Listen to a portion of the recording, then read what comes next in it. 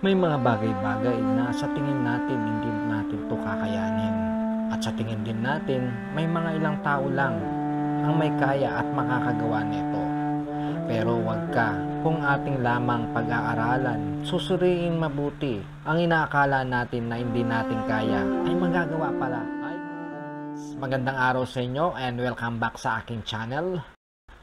Hi guys! Inis at stress na rin ba kayo? Lagi na lang kasing nami-misplace at nawawala ang mga adapter ng USB charger natin dito sa bahay. Minsan naman, naiwan pala natin sa ating locker, work natin, at minsan naman, hiniram pala ng ating mga kapitbahay na hindi na sinole. Kaya tuwing tayo na ang gagamit, ang magcha-charge ng ating mga gadget, o wala tuloy tayong magamit. Kasi nga, nawawala yung mga adapter natin. 'Di ba? Kakainis. Panoorin nyo ang video ito at tapusin nyo hanggang dulo. Baka sakaling makatulong sa inyo. Pero bago ang lahat, intro muna tayo para vlogger na vlogger ang datingan. Intro, pasok!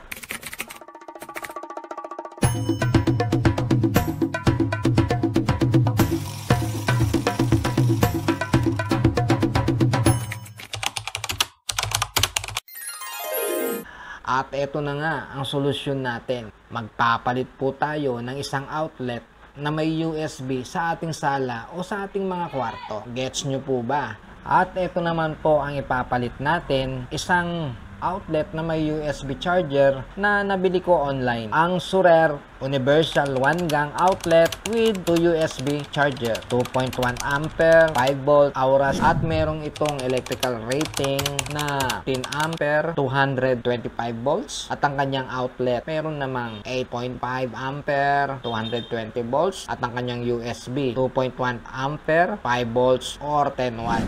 At ang gagawin po natin, ipapalit natin sa ating lumang outlet dito sa ating sala, at yun na nga sa ating kwarto. Paano po ba magpalit at mag-install neto? Well guys, may dalawang option po tayo.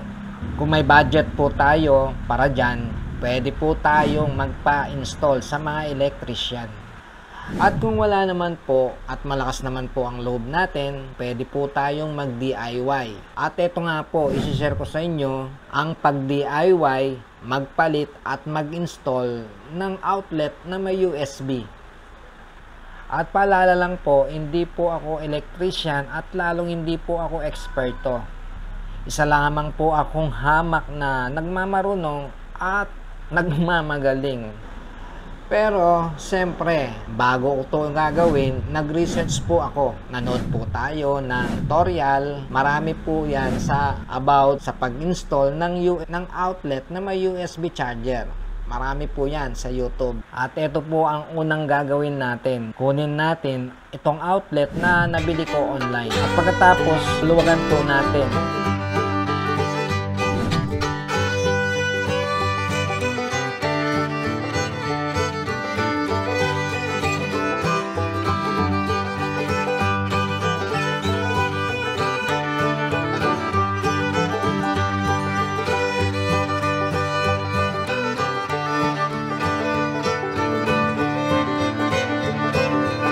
Pagkatapos, mag-prepare po tayo ng wire para pag-jumper.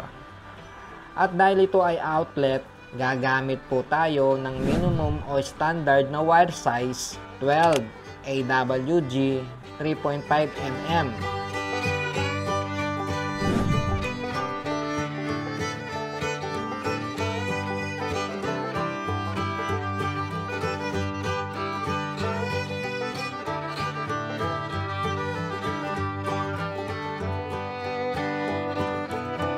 Ngayon naman, ilalagay natin ang wire mula dito sa outlet papuntang USB.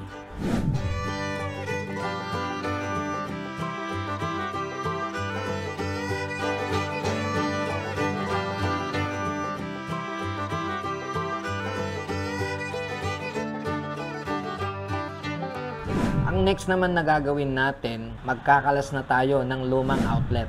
Reminder lang guys, may dalawang klase ng kuryente dito sa iba-ibang lugar dito sa Pilipinas. Ang isa po ang tinatawag na line to line. Ang ikalawa naman po ang tinatawag na line to neutral. Kapag po sinabi kasing line to line, ang dalawang kuryente na galing sa ating poste o sa Meralco, parehong may dumadaloy na kuryente. Kapag sinabi naman pong line to neutral, isang kawad lang ng kuryente, tapos yung isang kuryente, zero o neutral. Kaya dito po sa lugar namin, ang linya po namin, line to line.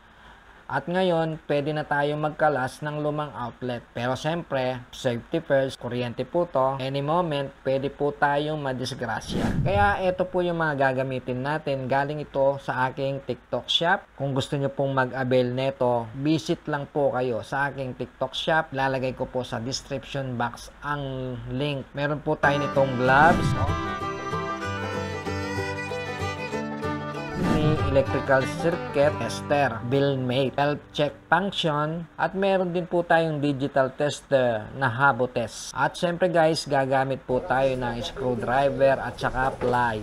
At saka pala, bago tayo mag-umpisa magtanggal ng lumang outlet, siguraduhin lang po natin nakapatay o naka-turn off ang ating generals o ang main switch ng ating bahay. Then, magtatanggal na tayo ng plate, tapos itong kanyang tornilyo, at tatanggalin natin ang wire dito sa outlet. Ngayon naman, ikakabit na natin ng bagong outlet na may USB charger. Ipapasok lang po natin ang line 1 sa kanang butas ng outlet. Tapos, ganun din ang line 2 sa kaliwang butas ng outlet. Pwede po itong magkabaliktad. Kasi nga po, line to line naman ang supply ng ating kuryente dito sa aming lugar. At kapag okay na, ilak nating mabuti para hindi siya mahila at hindi siya matanggal. At i-fix na natin ng outlet gamit ang kanyang tornilyo. At pagkatapos, ilalagay natin itong plate.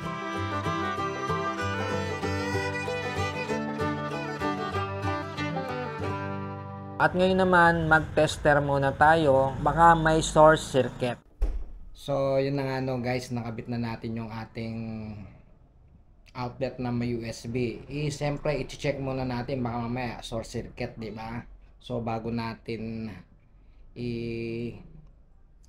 i-turn on yung aming general switch o yung ating main switch, i-check muna natin. Pag nagganon, yan, may source circuit yan. Pag nag-green, so ngayon, tingnan natin. So wala sa source circuit. Ayan, wala.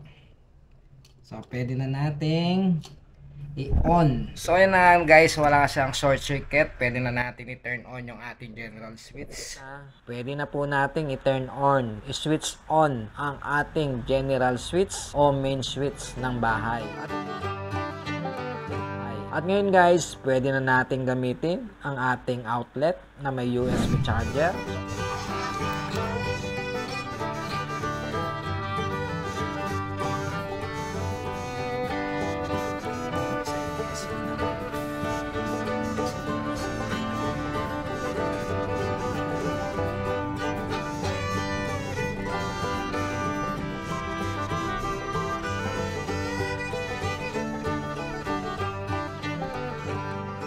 So, paano mga kamuso?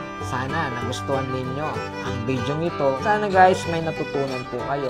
At kung may komento po kayo, comment lang po kayo sa comment section. Pwede rin po kayo mag-like, i-share na rin ang video. At kung hindi pa po kayo nang-subscribe, pwede po kayong mag-subscribe. At pindutin nyo na rin po ang notification bell para lagi po kayong updated sa may uploads kong mga video. Kaya guys, hanggang sa muli, kita-kits tayo sa susunod ko pang mga video. God bless you all and bye-bye!